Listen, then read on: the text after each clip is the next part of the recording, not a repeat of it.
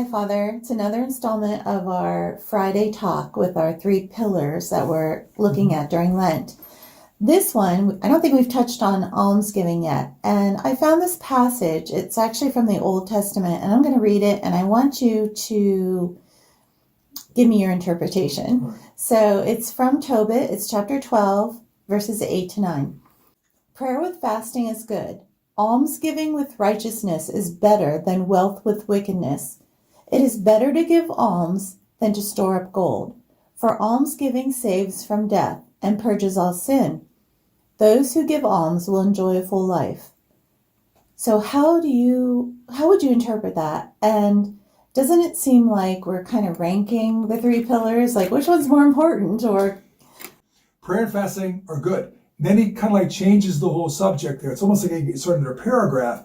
And he says almsgiving with righteousness better than, and then the comparison wealth with wickedness. I think that's an understatement.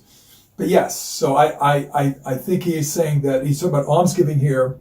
And just a little background, this book is written in the diaspora. In other words, this is written during the time of the exile. So Tobit was someone who was trying to be faithful to the law and the prophets amongst a bunch of other people who were exiled into Babylon who were not.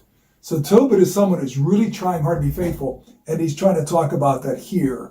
You know, this being faithful, prayer, fasting, almsgiving, the three pillars of the spiritual life for a Jew.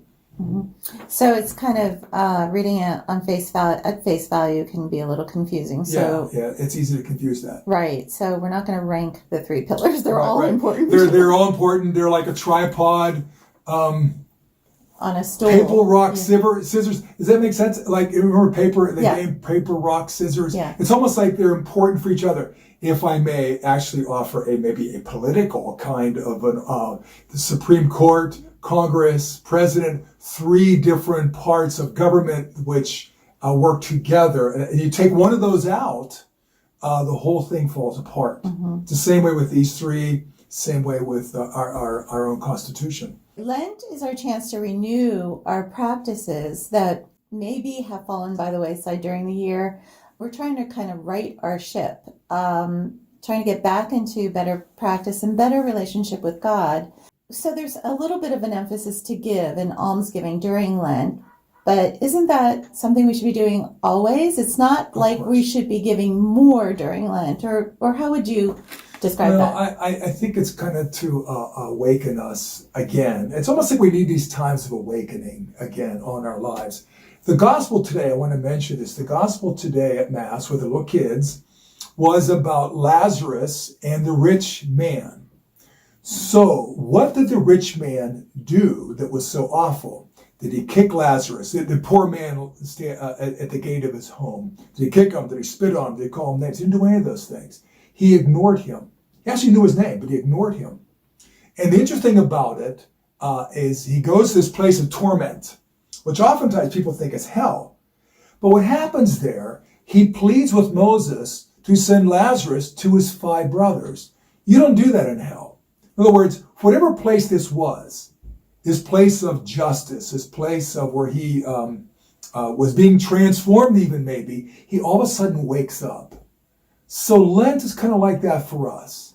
You know, it's time to wake up. Come on, let's wake up and let's make sure that we're doing all of these things. And I, for one, I need Lent. I mean, I can't tell how many people that have said to me, I can't wait for Lent, can't wait for Lent. Because everybody, I think we all need to wake up a little bit and quit doing nothing. You know, good moving. We can't do nothing. We have to get moving. Praying, fasting, almsgiving. And I want to say one thing too. Oftentimes we'll pray and fast. It's all about me. And almsgiving is about everybody else. So that's why that balance is so important. Can't just be about me. You know, that's a problem, I think, in the life of the church. Oftentimes we continue to think, I'm going to earn my salvation. I'm going to get myself into heaven. No, you won't. And so this almsgiving balances that kind of thinking. Mm-hmm. And also, growing up, I always thought Lent was that time that you did extra things, and that is not or just what gave a Christian, up or gave up stuff, which meant nothing, right? ultimately. But that's not how a Christian lives. No. Okay, so looking at almsgiving, it's easy to reach in your pocket and pull out some money and donate it. Sure, that's great. Nothing wrong with that. However, giving is more like the poor widow who gave her 2 coins at the temple when Jesus was standing there and observing this.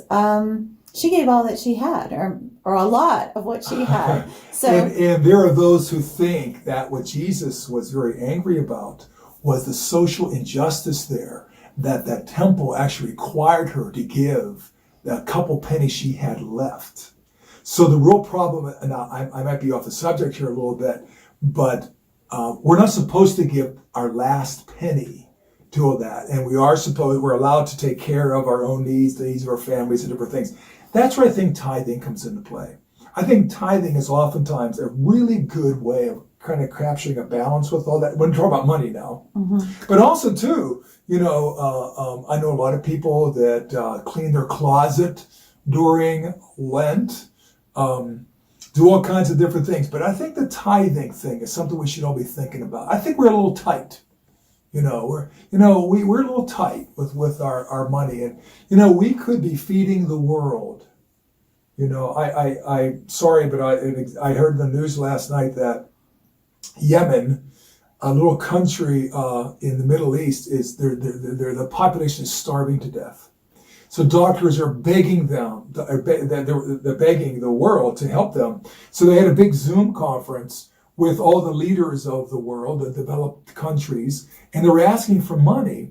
And they asked for $4 billion, which it's kind of chump change. Whenever we think about the fact that our government's about to give people like me $1.9 trillion, like I need a check for $1,400, to be able to survive. These are kids that are starting to, and by the way, they only came up with $1.7 billion. These developed countries, can't we skim a couple billion off of this $1.9 trillion and give it to these poor kids in some way? And I just think we're always taking care of our own a little too much. So we got to wake up, and that's again what Lent is for us to do. And to define tithing, it's from the Bible, and it's literally 10%. 10%, yeah. Correct. Yeah. So other denominations are actually a little more healthier givers than Catholics have known to be. And we're not to talking their church. To their church. Yes, and we're not just talking about in almsgiving, giving to your church. Certainly, we're talking about. We're talking about the care ministry. We're talking about St. Joseph's Hands. We're talking about our outreach, all those different things. Right. And again, other charities, etc., whatever. Sure. And another way to look at it is that everything that we possess, our possessions, etc., they're ours essentially, but isn't everything on loan from God? Yeah, we're supposed to be stewards of our stuff, not necessarily ownership. Now, so that's a biblical concept, especially going all the way back to the creation of the world. When God created Adam and Eve, they were called to be good stewards. So yes, we're called to be stewards. Yeah, it's not mine. As some folks would say, if I have 4 or 5 jackets over there, 3 of them aren't mine. There's somebody else's who needs one. And we've done that this year. And I think it helped a great deal with a lot of people that didn't have coats and jackets and things like that. Yes, so essentially all that kind of excess that we all have, we all have excess. We could take a look at that and view it excess as of books. Excess of books? You can't have an excess of books. I think I got an excess of books, Anyway, we can all examine that, what we have, and for good reason. If we have excess, God has essentially blessed us with these items that what should we do with? We should share them. We should. Yeah, we should. Yeah, exactly. Mm-hmm. Okay. And of course, almsgiving isn't only about money, correct? It's about all those things. Yeah. Acts of charity. As a matter of fact, sometimes the fasting and the prayer should awaken us to acts of charity, to giving. And no, money is part of it, but it's not the whole thing. Mm-hmm. It's time spent with it's effort. It's time, talent, and treasure. Yeah, that's what it is. Okay. Yes. And then the other thing is, I know I dealt with this in my own family. My husband's a very generous giver, and I always felt that, wait a minute, we need this. We need we may need it for a rainy day, or I was always afraid to let go. And I learned a lot from him. He was not afraid to let go. And God is always taking care of us. Yeah. So how can you, I mean, to have faith is to not have fear and to be generous. And here I am telling you. Do not be afraid. Yeah. Do you want to Well, explain that? anytime these angels show up in the New Testament, the first thing they say is, "Don't be afraid." They must have been rather remarkable creatures, if you actually saw one.